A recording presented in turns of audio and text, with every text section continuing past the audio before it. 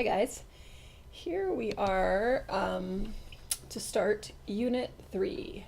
Unit 3 is titled Theory of Drug Action, and or actions of drugs in the body, I should say.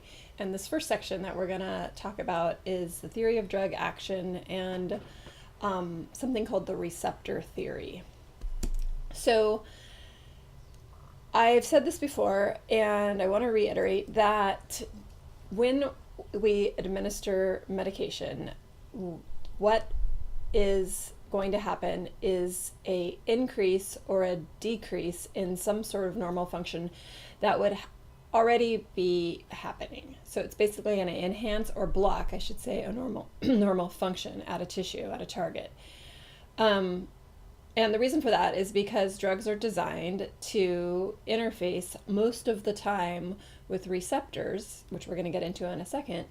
And when that happens, the drug is either designed to mimic the endogenous chemical that would normally bind that receptor, and that would then produce the same response that the normal chemical would, like in the case of a hormone, for example, or a neurotransmitter. Binding a receptor that then would facilitate some sort of cellular action. So a drug would be designed to essentially mimic that chemical and bind with the same receptor. The other thing that drugs can do is they can block receptors. And if they block receptors, then they're going to diminish the function of the tissue. What they're not doing is they're not causing some new and crazy thing that would never happen on its own to happen. And that's an important thing.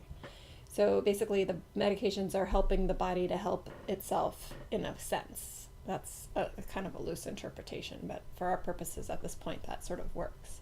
So the important thing to remember is that drugs are not going to cause something new and different to happen that would never happen on its own. They're just going to either enhance or block a normal action.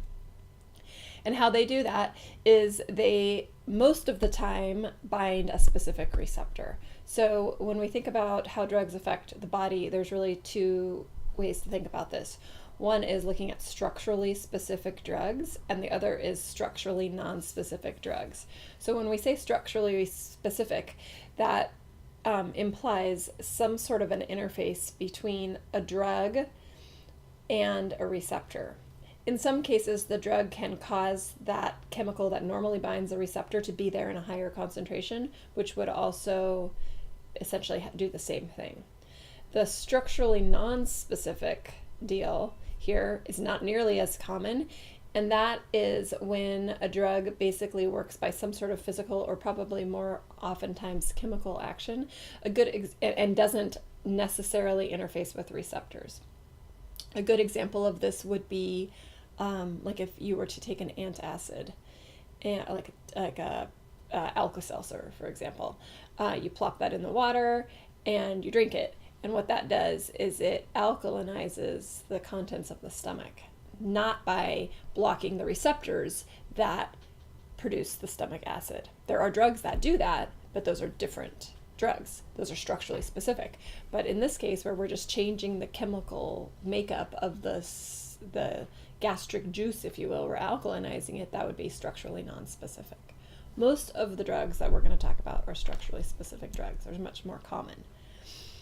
So that brings us to what we call the receptor theory of drug action. This is not really a theory anymore. It's a given that this is how these drugs are working, but early on it was theoretical, and so it sort of stuck.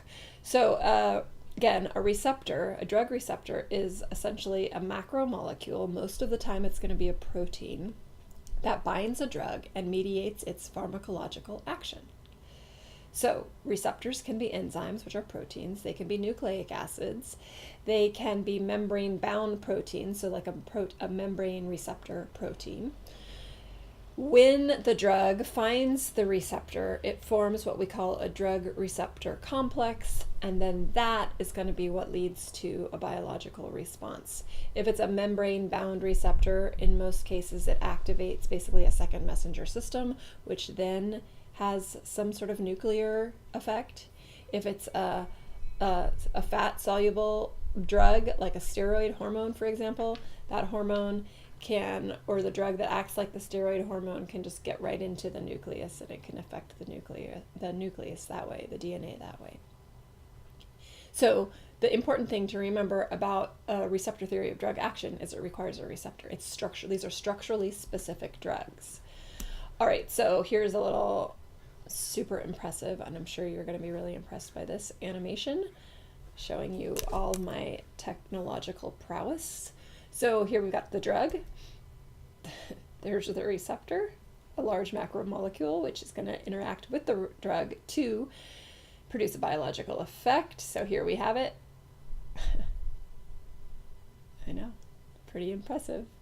So that's this is our drug receptor complex, and then that big explosion was our action. I'd show it to you guys again, but it's hard to go backwards. So what exactly does a receptor do? So it's kind of analogous to a light switch. It's turned on, it's turned off. It's activated, it's inhibited. It's stimulated, it's blocked, those kinds of things. So receptors are turned on by the interaction with another molecule, and drugs kind of utilize this. So those other molecules can be neurotransmitters, they can be enzymes, they can be hormones, they can be all kinds of things. They could be proteins, which could be enzymes, which are enzymes, which could be hormones, could be neurotransmitters. But when the drug binds to the receptor, all it can do is either turn on or block that receptor, right? So it's either going to increase or decrease the activity of something that would normally be happening anyway. Whatever action is controlled by that receptor. So this is how most of the drugs works. Sometimes drugs are designed to look and act just like the chemical that would normally bind the receptor. We'll talk more about that towards the tail end of this unit.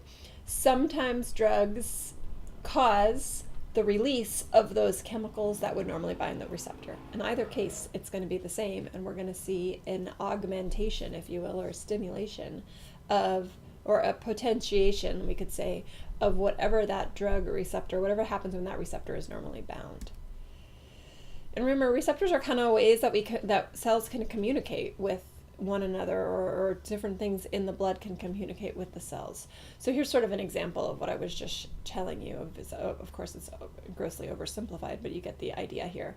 So you've got your anatomically correct heart, you've got your receptor, and you have the two things that fit into this receptor right site. So the drug receptors membrane receptors, or receptors in general, are, this is kind of analogous to probably what you learned about in physiology when you learned about enzymatic action and an active site where an enzyme will bind this, or pardon me, where a chemical or a ligand will bind the receptor, the active site. So here's our active site. So this is our binding site of this particular receptor.